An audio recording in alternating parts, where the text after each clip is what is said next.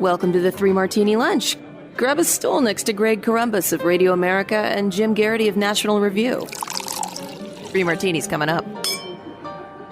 Hey, really glad you're with us for the Thursday edition of the Three Martini Lunch. Jim Garrity is away. Here in his place is Scott Bertram. He's the general manager of WRFH, Radio Free Hillsdale, 101.7 FM on the campus of Hillsdale College. He's also host of the Radio Free Hillsdale Hour and a bunch of other excellent podcasts, including Wasn't That Special, 50 Years of Saturday Night Live. Scott, great to have you with us again.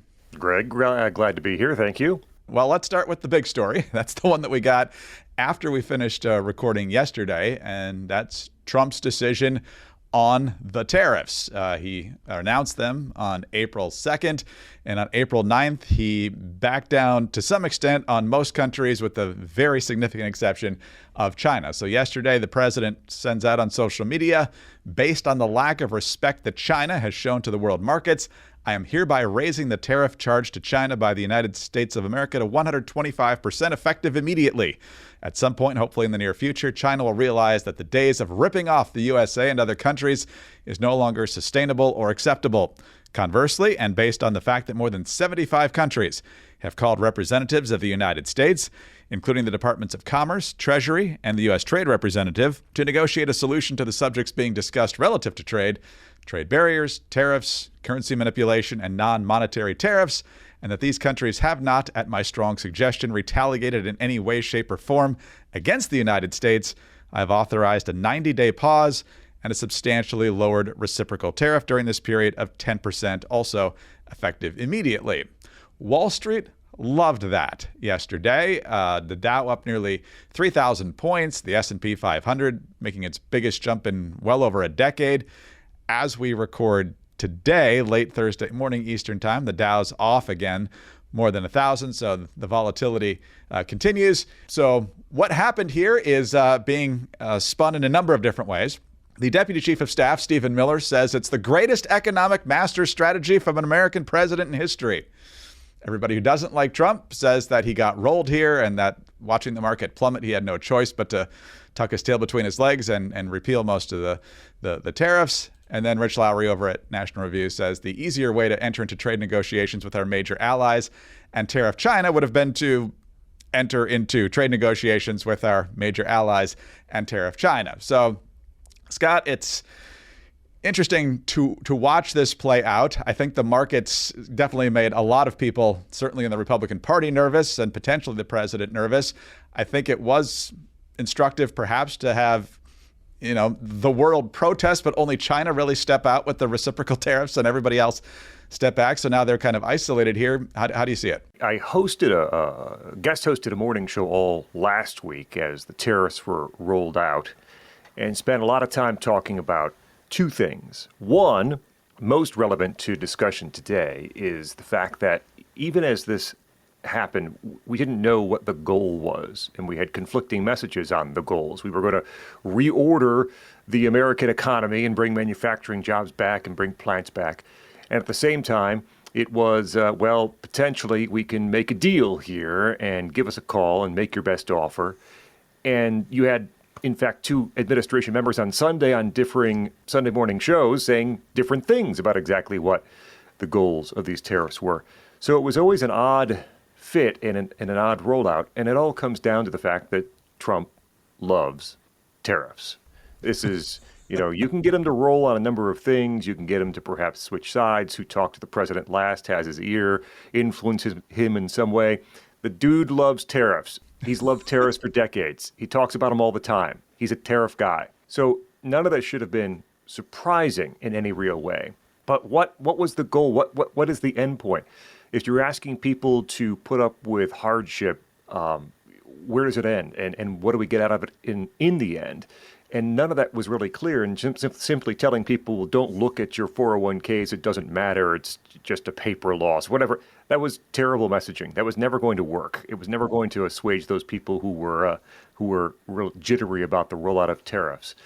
So now we have some roll back, although some stay on, and the minimum 10% apparently stays on, and China's dealt with differently. I think the very best thing that could happen this week is getting the Trump tax cuts extended. Pivot to something different completely, which is not as hard as it sounds because news cycles these days are 12 hours and you're gone and something else pops up. And so market was great yesterday, up 12%, whatever it was. Okay, move on. Take a look at what's happening in the House. Can they get the Trump tax cuts passed? Can they get them through? It was especially important when the tariffs were in place and the markets were plunging to say, okay, well, here's some certainty on the tax end at least. And now that most of the tariffs or some of the tariffs are off, market perhaps is coming to a little bit of an equilibrium now. It's an even better time to perhaps pivot and say, okay, look, forget about that stuff. Let's talk about these tax cuts, the extension of the Trump tax cuts and what they can do for you, the American voter, the American consumer, the American taxpayer. It was a jumbled rollout and people were saying different things and we didn't quite know exactly what the goal was. I thought all along, Trump loves tariffs, Trump loves making deals. If you operate from that core, guy had a book called Art of the Deal.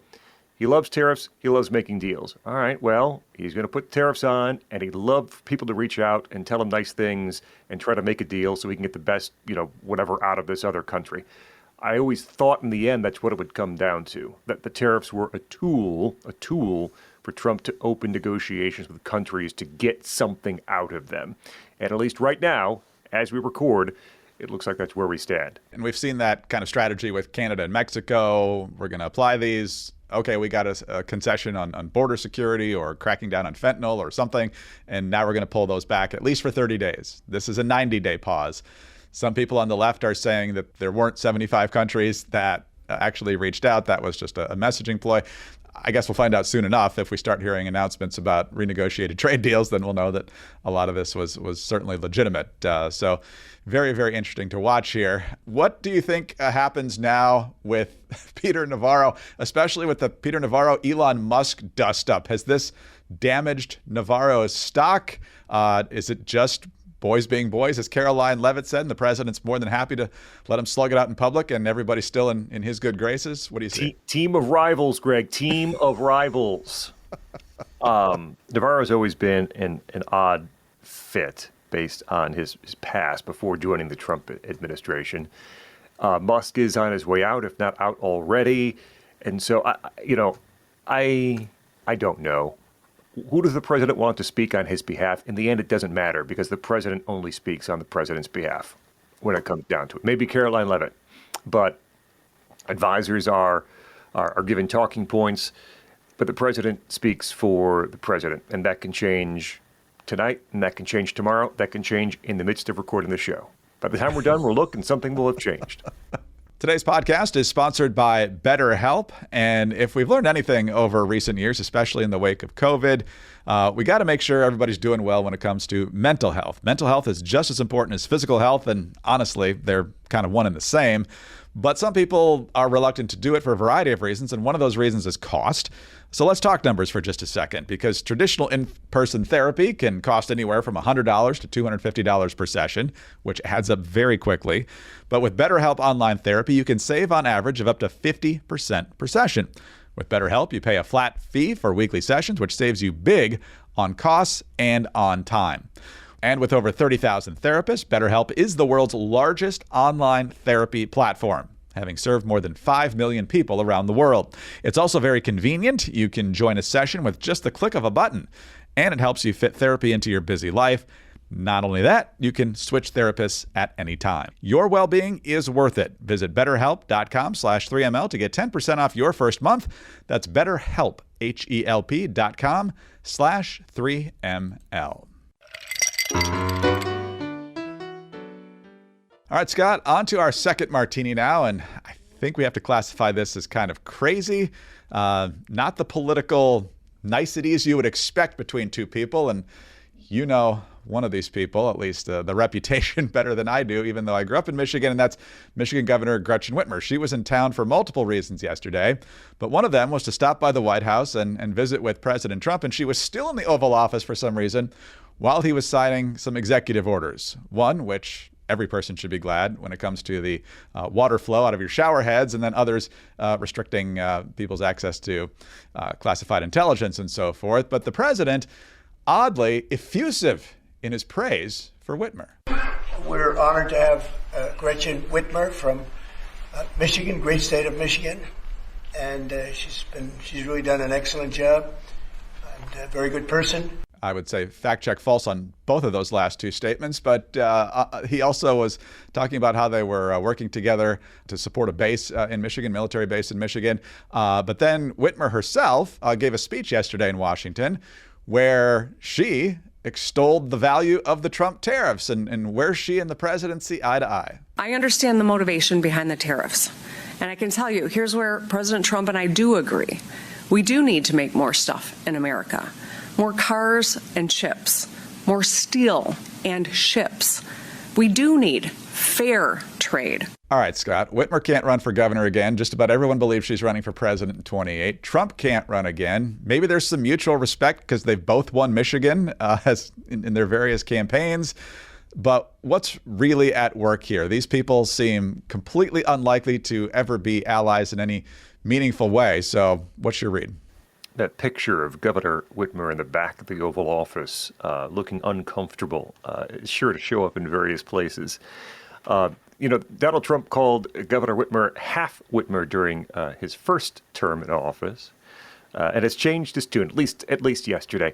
The jockeying for position among potential 28 candidates already is fascinating to me. And Governor Whitmer seemingly has been content to sort of carve out this very moderate path. And I think I may have said on the show previously, the way that she'll be portrayed in the media is this moderate, bipartisan, effective governor. And none of that's true, but it won't matter. But she does seem to be leaning into this characterization.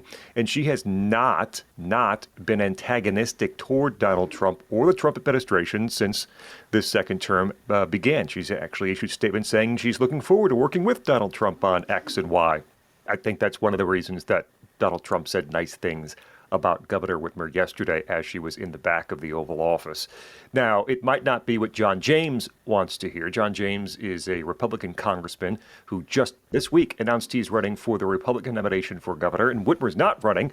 But if Trump says Whitmer is great and there's someone running on her legacy, that's not what John James wants to hear, is that, what's happening now is fantastic and we need to keep that going. I'm not sure John James was a huge fan of hearing what he said yesterday. And the odd thing is it also comes at a time when we're getting really bad news about Michigan and its economy. Michigan's unemployment rate is 5.4%. It's been up 1.4% in the past 12 months. That's the highest jump of any state in the country. There are tens of thousands more people unemployed today than 12 months ago in the state of Michigan. Michigan is one of the top 3 states in manufacturing job losses over the Governor Whitmer's term in office. And she's in Washington yesterday for a speech about how to bring manufacturing jobs back. Like, show your work. Where's your data? And this is after, Governor Snyder preceded Governor Whitmer in office. The manufacturing jobs increased by a substantial margin under Governor Snyder, and they have now gone away again under Governor Whitmer. And so there's a lot of angles being played here.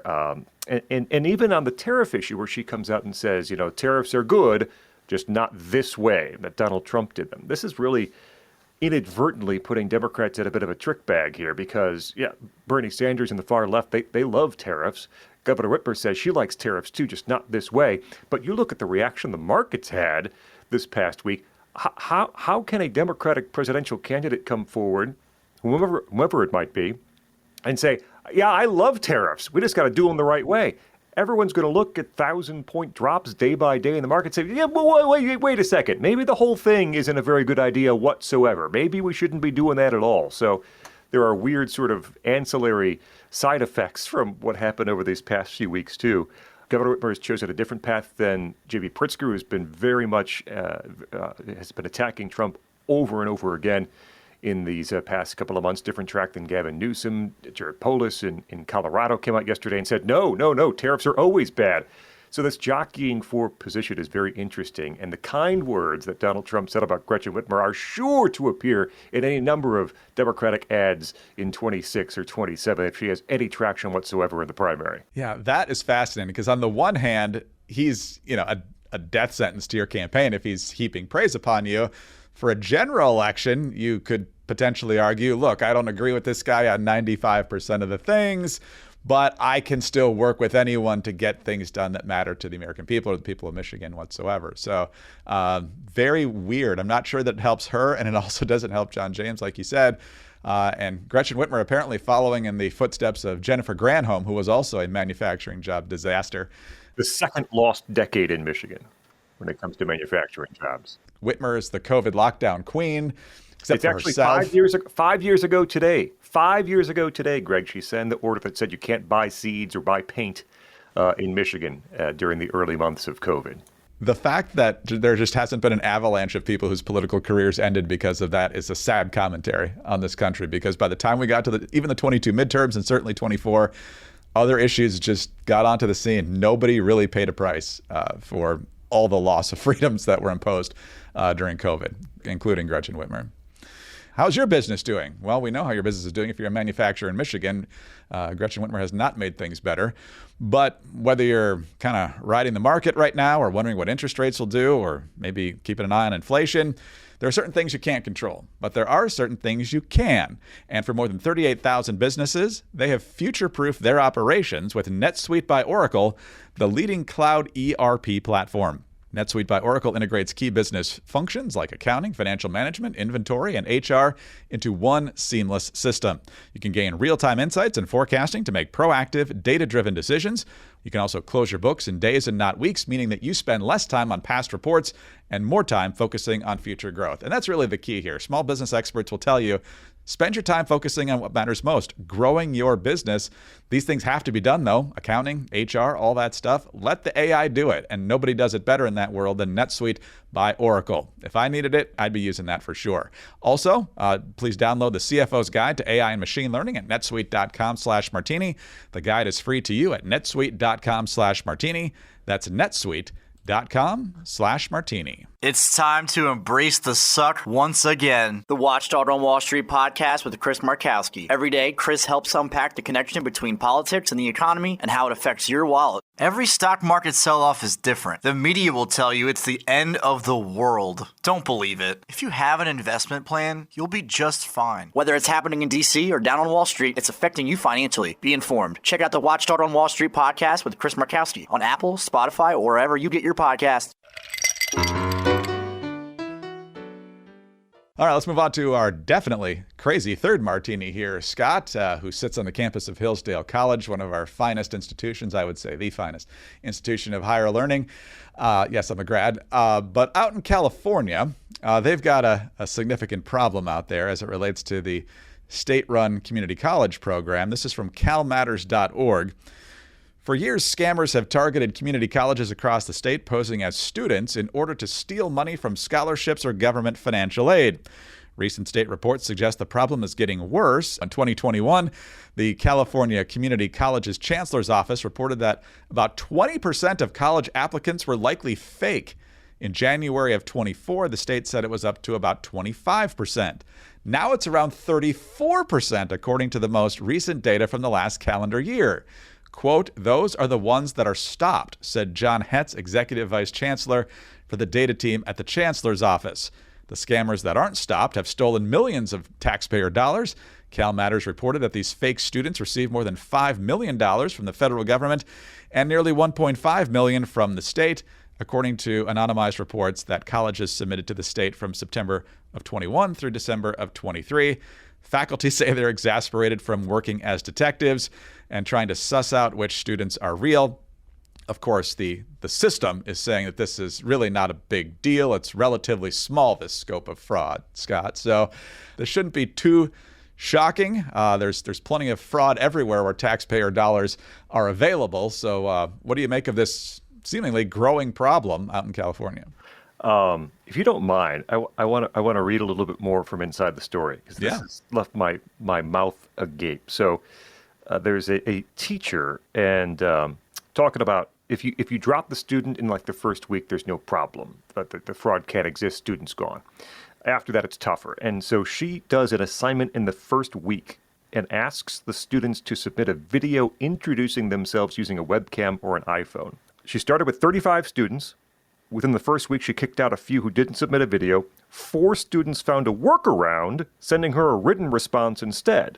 Now, I'd stop there and say, that's not a workaround. That's not completing the assignment that has been given to you. But hold on to that.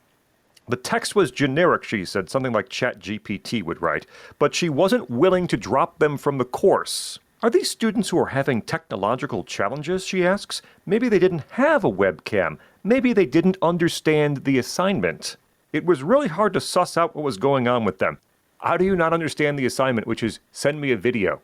That is the assignment. Send me a video. This is college. It's college. Throughout the class, the 4 suspicious students continued to submit generic assignments. She didn't kick them out. And eventually, she said she reached out to each one to set up a Zoom meeting. 2 never responded. 1 did meet with her, but said the camera and microphone weren't working, so they texted instead. The other student appeared on camera but could hardly speak English. Each time she'd ask a question, the student would silently wait for their phone to translate. The answers were basically nonsensical. I might have found a problem here, Greg, which is the student shouldn't be in college, and maybe the teacher should be a little more strict with their assignment. She lays out a great way to suss out who's a real student and a fake student. Send me a video. And then refuses to kick out the students who don't complete the assignment because she feels bad for them, like they might not have a camera or don't understand the assignment. This is totally ridiculous. And when most of the story, every other paragraph is complaining about, oh, we don't have the money, we can't detect fraud. How difficult can it be to detect a fake student taking college classes? I don't understand this. The other thing I don't understand, and this is partially because I'm not on the financial aid side, but I do work with some students here who end up getting scholarships. Sure. And I know for scholarships, at least a great number of them, that money never touches the student's hands. Mm-hmm. It goes directly from the granting institution to the educational institution and never flows through the student. Why are the students getting the money at all? Why is it flowing? Why is there an opportunity for fraud here? If they apply for aid and they get aid, the money can go from the federal government directly to the institution. And if the student turns out to be fake, the institution sends the money back to the government. It seems to me, essentially, all of this is not hard to fix or figure out, and nobody wants to do it. Or we feel bad for these students who are in college, for goodness sake. And maybe they're not understanding, or maybe they don't have a camera, or maybe this, or maybe that.